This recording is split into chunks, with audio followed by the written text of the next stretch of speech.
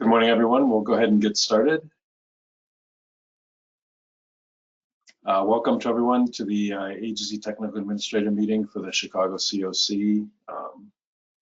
I'm Mike Corcoran, the Director of Information Services for All Chicago. Welcome, thank you for joining us. A few housekeeping items. As usual, the webinar setup is that non-presenters are muted. Please use the questions area in your GoToMeeting panel to submit questions. We'll answer as many in real time as possible. And the way you use it is the questions are in those controls. Click the arrow on questions to expand it, type your question in the text area, and then click send.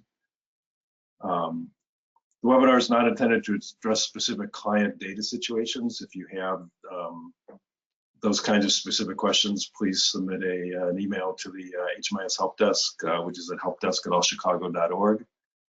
And as always, the slides, other materials, and a recording of the webinar will be made available via URL link to a Help Desk article that we'll send out once the audio has been, the presentation have been compiled by GoToMeeting. So just a quick question. Hopefully everyone can hear me okay and see the slides.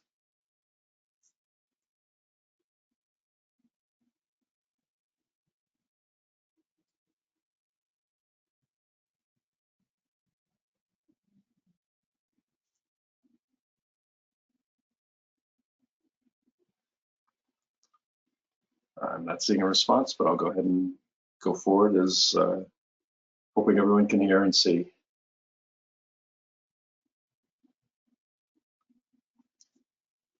So the agenda for today is we'll talk about some HMIS updates from the Department of Housing and Urban Development, some updates from WellSky, HMIS updates with the Chicago COC, a review of the data quality process that we just completed for the fourth quarter of 2024, an update on the EVA tool, a notification on the local valuation instrument, and then any questions you might have toward the end.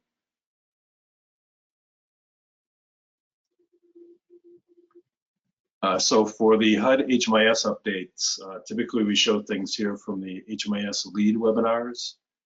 The February HMIS LEAD meeting was held on February 19th of 2025. The March meeting was canceled. The emails that announced those meetings with the dates and the links for the HMIS LEAD webinars are no longer being sent out, but the link for prior webinars does work. So if you have that, you can join those.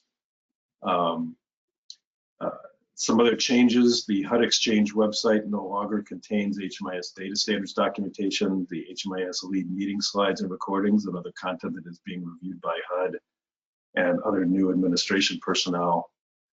The reviews of all that data and other things are said to be focused on the gender identity questions in HMIS. There may be other things that they're looking at. Speculation is that there will be a data standards update regarding that data element sometime this year, but we have no official notification of that. The April HMIS LEAD meeting is, from what we hear, still on, but we'll see how that goes. All Chicago downloaded as much of the HUD Exchange information as we could. WellSky did the same thing in other organizations. If you need a document, please contact the help desk, and we'll see if we can find that and make that available to you while while HUD is doing their review and deciding what's happening with their various websites. Any questions on that so far?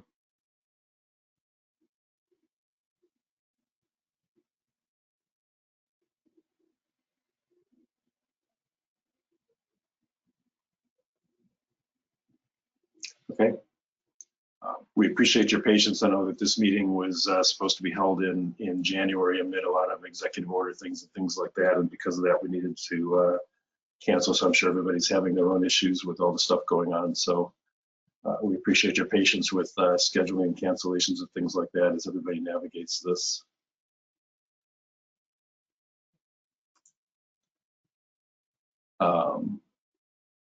So I did a screen capture of a couple of slides that the February HMIS update contained. One was an update on reporting timelines. An update to the system performance measure item on here is that that's due, I believe, April 11th. So they have rescheduled that. But the housing inventory count, the HIC, and the point in time count, the PIT, have not yet been rescheduled. So we're waiting to hear on that. Otherwise, if you fall into one of these other categories with whatever the reporting timeline is, this is the latest update as of the middle of February.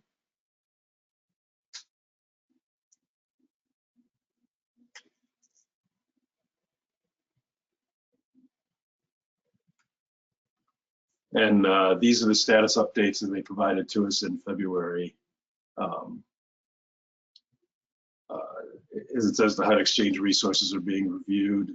There's some anticipated changes to the HMIS data standards. There are changes being made to the SAGE interface. As I said, the SPM has been rescheduled and no date for the hit of the PIC. And the community workshops that HUD had been conducting are a little up in the air in terms of what might be offered and things like that. There's also questions as to whether HUD representatives will be able to go to NHSDC conferences and things like that in the near future. So that's most of what we got during the most recent HMIS lead webinar from HUD. And I'll pause again to see if there's any questions.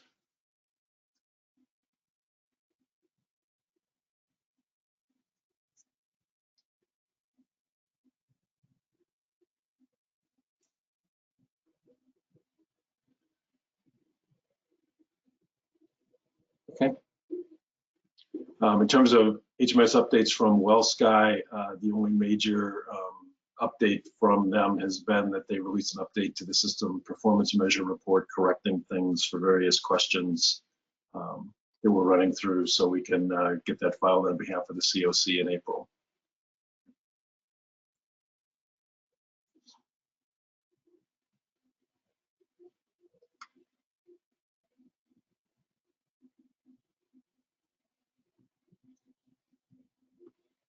For the Chicago COC HMIS update, as we've been talking about, working through issues related to the executive orders, funding HUD TA support, and changes to reporting schedules, as I'm sure many of you are. So as any other changes are required in what we're doing, we will certainly let you know those. Earlier this week, the HMIS committee, as part of the visibility work that we're doing in the system based on the All Inside initiative, where we received some funding and other grants from that. They approved changes to the client consent documents and process. Those changes will require training for agency personnel, and there are some open questions that we need input for. We're not looking to make any unilateral decisions on these items. And we'd like to have some volunteers among the agency technical administrators to assist us with answering and providing information in help desk articles and training to the questions that are on the screen there. What should agencies do if clients don't consent at all and don't have their information entered into HMIS? What happens if a lot of clients don't consent and that impacts the utilization for your project in terms of what's visible if the data is not entered for those clients? What type of tracking can and should users do without a consent? And how should providers best explain to clients why they should or should not grant their consent? So if there are any volunteers, you can let us know in in the questions area, or you can contact me directly.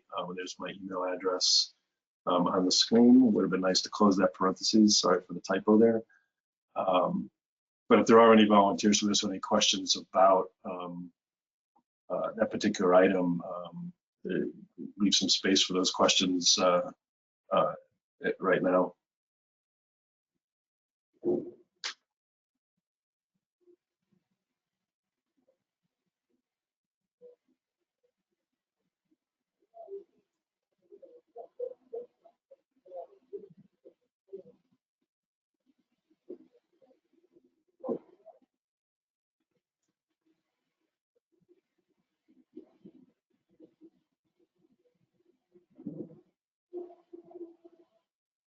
Okay. If anyone would like to participate in helping to identify the answers to those questions and how those topics are treated in training and documentation, again, please let me know, or you can type your interest into one of the questions, and I'll document that and make sure that you're included in the input and how we put that information together.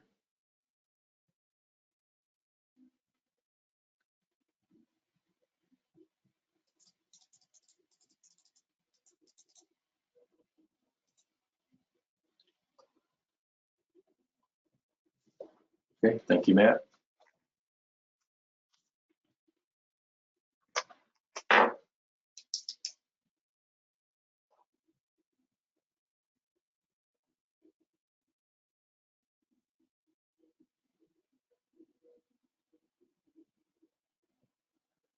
Okay.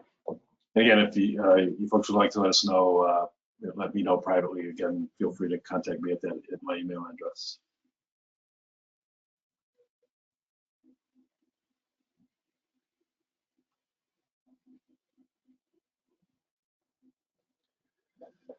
One of the other things that we've done on the HMI, related to the HMIS, is to create an ATA resource list, and I'll turn this over to Alex to talk through. Thank you, Mike. So as Mike just mentioned, we did put together a ATA resource list. So as a continuum, collaboration is essential in various aspects of the work that we all do, whether it's involving aligning client data in HMIS, or working together to provide services for clients, or reaching out to similar projects for advice or questions. So we put together a list of all of the ATAs for all agencies currently in HMIS. The ideal for this list is that it could be used for ATAs to contact each other with questions, or to work out situations with clients. So we plan to have this list updated in HMIS on a bi-monthly, every 2-month basis, with the next update being scheduled for May 2025. So following this webinar or this ATA meeting, this article will be available. So the data that's included is going to just be the agency name, the ATA name, as well as the ATA's email address. So this, again, is just to allow ATAs to be able to work together, especially with the upcoming changes to visibility, and also with being able to, in real time, be able to sort out overlapping enrollments and other HMIS issues. Are there any questions on the ATA resource list?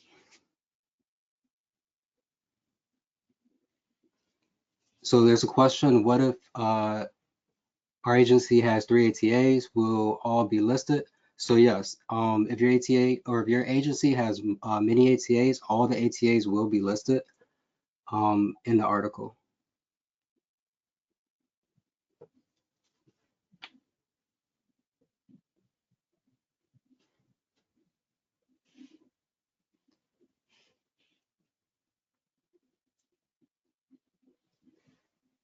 Okay, I think we can go to the next slide.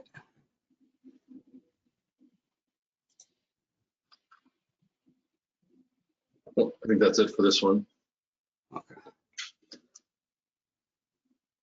Any other questions on the ATA resource list?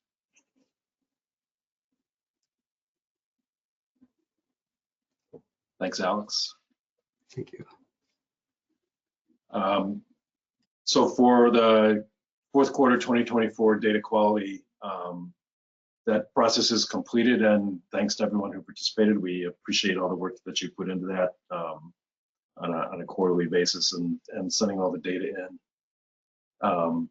There were 294 projects successfully processed, and the results have been posted on the help desk in the data quality result article.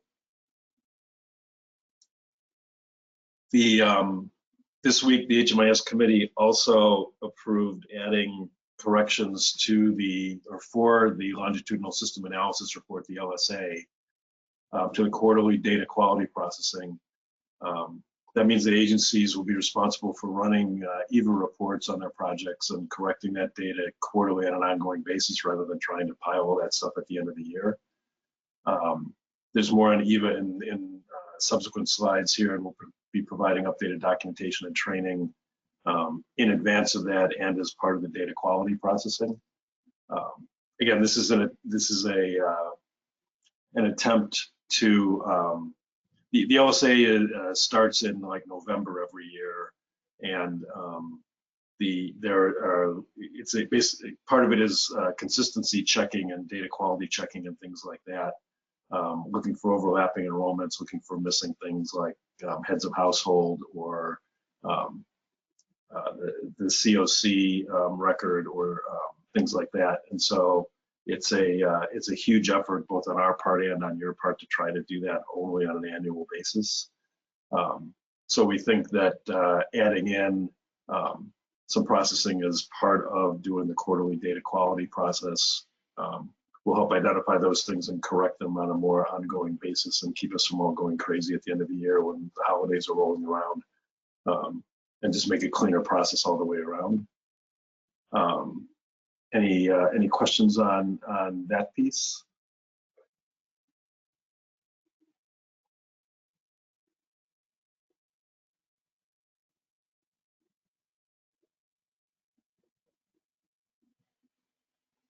So Sandra has a question: will timeliness affect our agency's LEI? We continue to have issues with case managers adding children and creating timeliness issues. So that's the next bullet point. I want to make sure there's no questions on the EVA reporting piece. But the short answer, Sandra, is there is, as far as I know, and I'm not in charge of the LEI, but there is no component in the LEI that measures timeliness.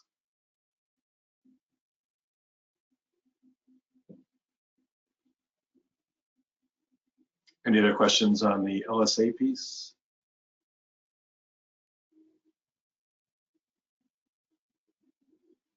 Eric, I think I responded to your help desk article, and we could talk about that offline.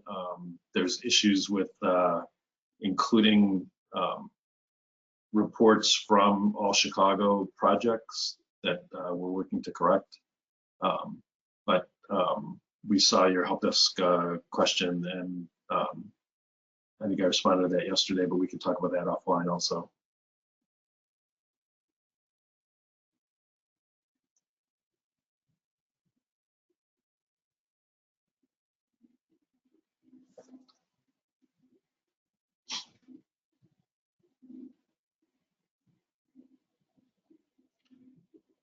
Other questions?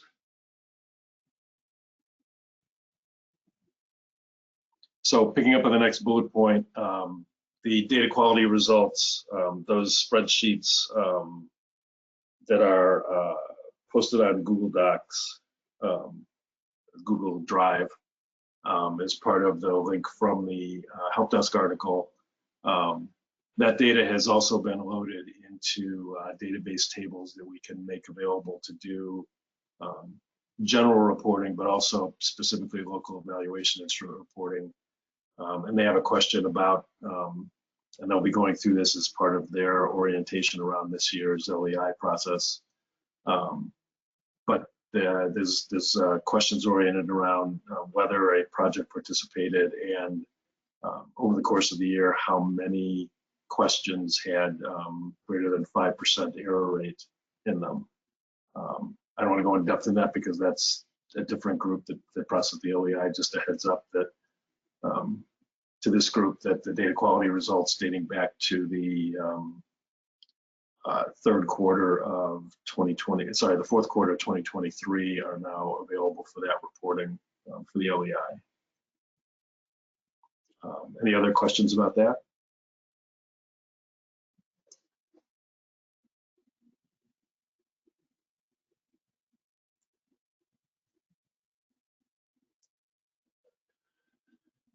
And then a couple of notes about the process. It's getting much smoother than when we restarted it in 2023. There are some ongoing issues that remain. At the start of the data quality process, timeliness reports are sent out from All Chicago and the HMIS team to each agency. Those reports are for your information and for your records. We don't need them back.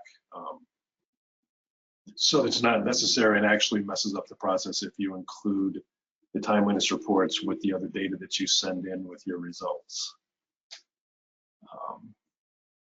The submitted result file names continue to be an issue. The format of the file name is Chicago DQ _ and then 4 digits, and it needs to be 4 digits for the project ID, and then an underscore, and then the date the report was run in the format of the year dash the month dash the day. And there shouldn't be any other characters present and things like that. So that's also documented in the help desk article. So give a little more scrutiny to that. That would be helpful in streamlining the process for how we get through it. And then we do get files submitted for program types that aren't required. And so I think the projects that are required to submit are part of the help desk article every time. So please make sure that you're submitting files only for the required program types.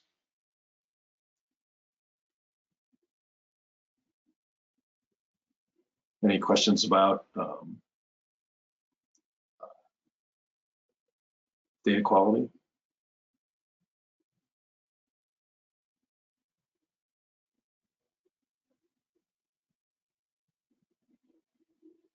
Leah has a question. Can you repeat the piece about the data quality report being included on the LEI? Is it scored this year or informational? I don't have the document in front of me in terms of which things in the LEI are informational versus scored. They'll be going through that. The only thing that I'm saying is that we're making that data available as part of that reporting. How they're using it and all that kind of stuff, I would defer to them for when they announce everything and go through it, everything with you on how that's going to be processed and how that's going to be scored or not.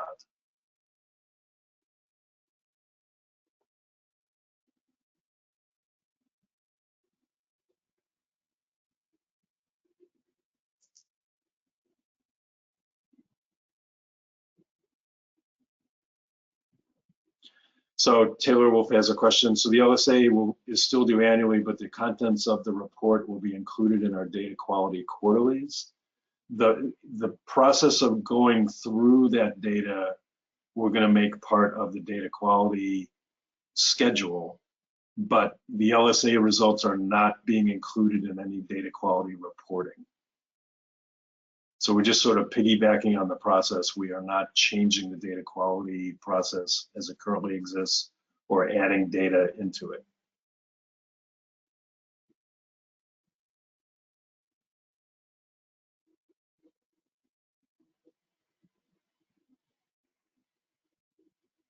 Did that answer your question?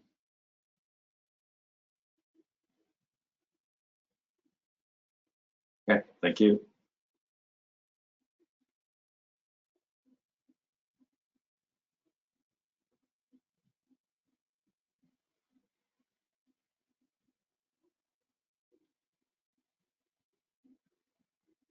If there's no other questions, we'll move on. Again, thanks to everyone for participating in that. The numbers of projects that are included has been steadily going up every quarter, so we appreciate everyone's effort on that and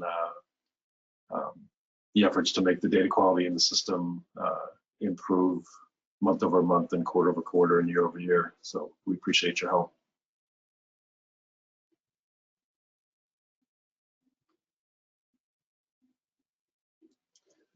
And so since Eva is going to be part of it going forward, we thought we'd take another opportunity to go through it. This is not going to replace any updated training for the data quality stuff or more intensive stuff, since we're going to want everybody to do this, but just another refresher. And again, I'll turn it over to Alex to go through the content of these slides.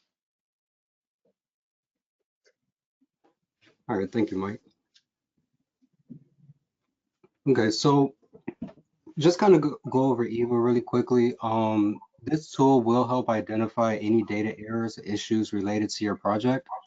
Below, I have just kind of included a few examples of the data errors or data elements that you'll be able to find within this report, such as duplicate entries, overlapping enrollments, missing relationship to head of households, no head of households, too many head of households, incorrect date of birth, or the entry date, missing enrollment CLC. And this is just a small example of what you'll be able to find out about your project if you're running this report. Again, this Eva tool aligns one-to-one with the HUD data standards. So everything that's going to be shown in this report is essentially everything that truly needs to be fixed about the project. And it aligns perfectly with what's required.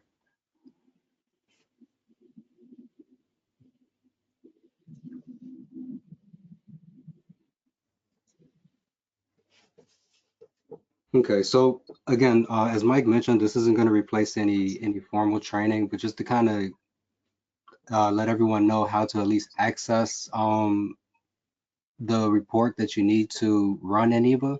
So to upload the file to Eva, you're going to need to generate a hashed CSV from HMIS. You can find that in the custom reports tab. It's going to be called hashed HMIS CSV.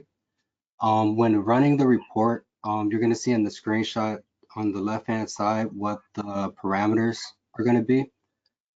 So the entry data type is always going to be the type that you're choosing when you're enrolling a client.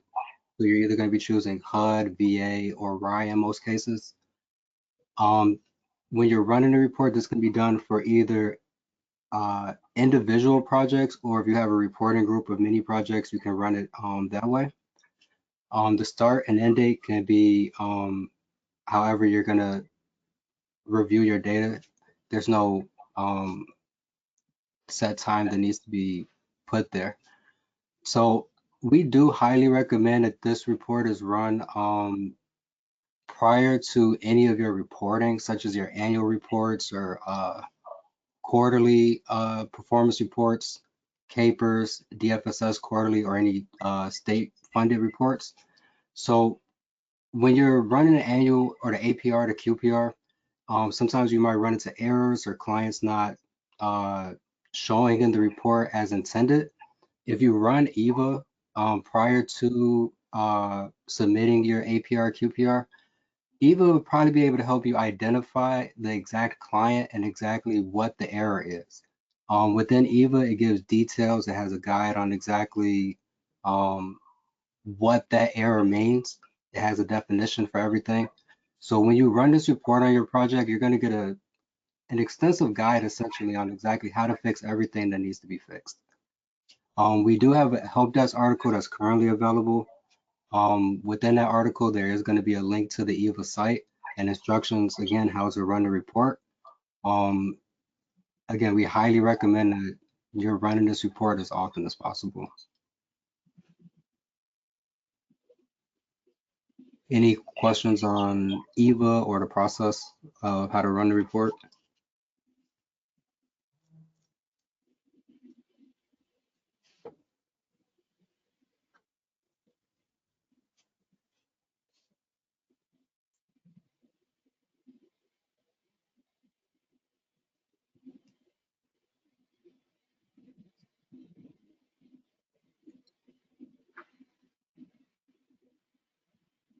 Is Eva, so we do have a question, is the Eva report now available to do a test run on our data?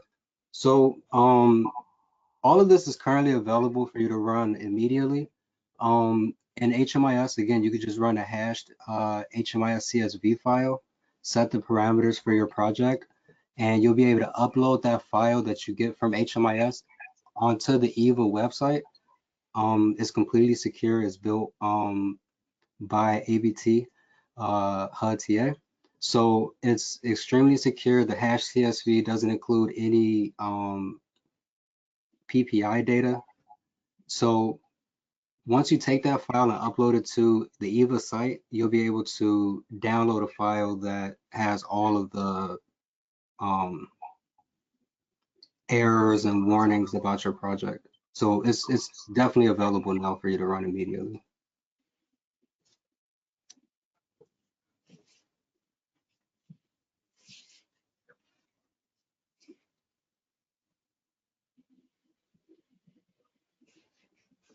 So Alex, just on that question, so even in advance of us wanting anybody to run it for the next quarterly data quality process, if an agency has a project with an APR coming due, or even if it's not due immediately, if they just wanted to do it on a monthly or quarterly or semi-annual basis, they could put their provider ID in for their project, and the start date and end date could be the anniversary date of the project, right? The start date would be the operational start date, and then, you know, end date would be a year minus a day later. They could run that whenever they want to make sure that there's no data issues before they get into, you know, a deadline for an APR or something like that, right? Yes. So if you're doing that on a weekly or monthly basis, that'll definitely help improve the data. So it's not like a fire drill when APRs do. So no, I definitely agree with that.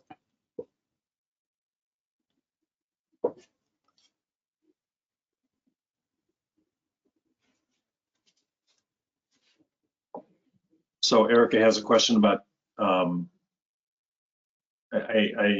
when you say, can you just upload hash reports? I think you're asking, can you only upload hash reports, or also those other reports? The hash CSV file is the only input into EVA. APR, QPR are reports that get uploaded into Sage, and they have a completely different format. The idea behind the CSV files and things like that is that it's a complete dump of data over the time period and for the project that's specified. So every last bit of data, there's not a lot of formatting to it, whereas the APR, the QPR, CAPR, and all that kind of stuff are highly formatted reports that may include or exclude certain kinds of data, whereas the hash CSV is just going to dump everything that occurs within the start and end date that you put for that CSV export.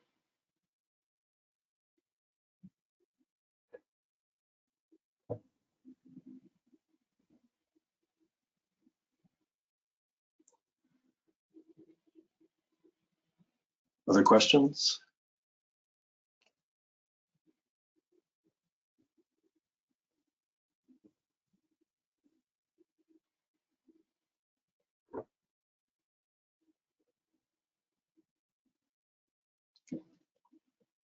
Thanks again, Alex. Thank you. And then the last topic for today's meeting is the local evaluation instrument, and this is more of a heads up. Again, they have their own group that sends out communications and guidance and documentation and things like that. But the LEI for calendar year 2024 is going to be held starting in April. The reason for the heads up here is that the reports are typically sent to agency technical administrators. If there are other people in your agency who are working on it or should be receiving the reports, that's something you can let the LEI group know. And again, that group will do their own communication about the schedule and scoring and documentation, all that kind of stuff. But it's just a notification if you haven't received it from them that that's coming up starting next month. Any further questions on the LEI that from an HMIS perspective?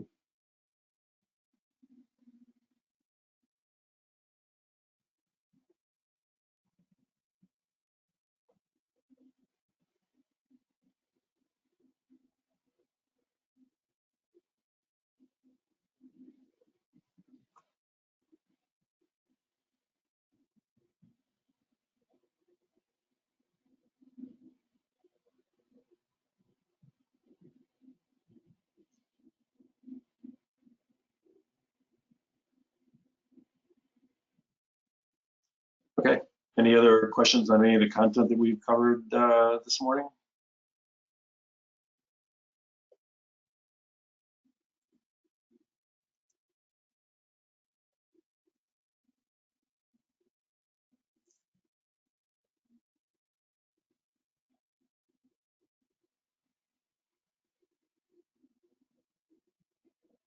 Okay, a reminder that if you're interested in providing feedback on the client consent forms and those questions that we covered,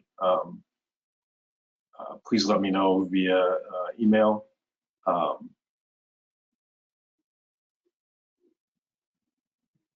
And otherwise, we'll give you a little bit of your morning back. Thank you, everyone, for attending. Thanks for all the work that you do on the HMIS on behalf of the homeless response system. And we'll talk to you in May. Thanks again.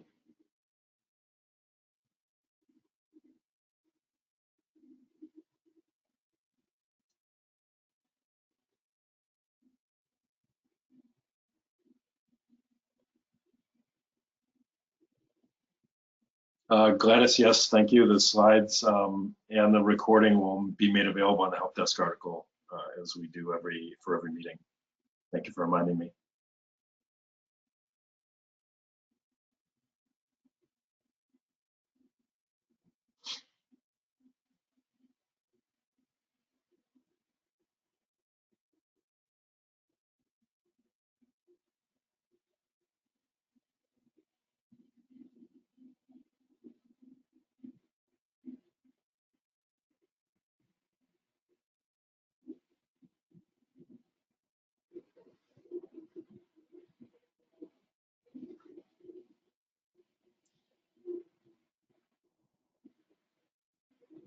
All right, if there's no other questions, I'll be closing the webinar at this time. Thank you, everyone.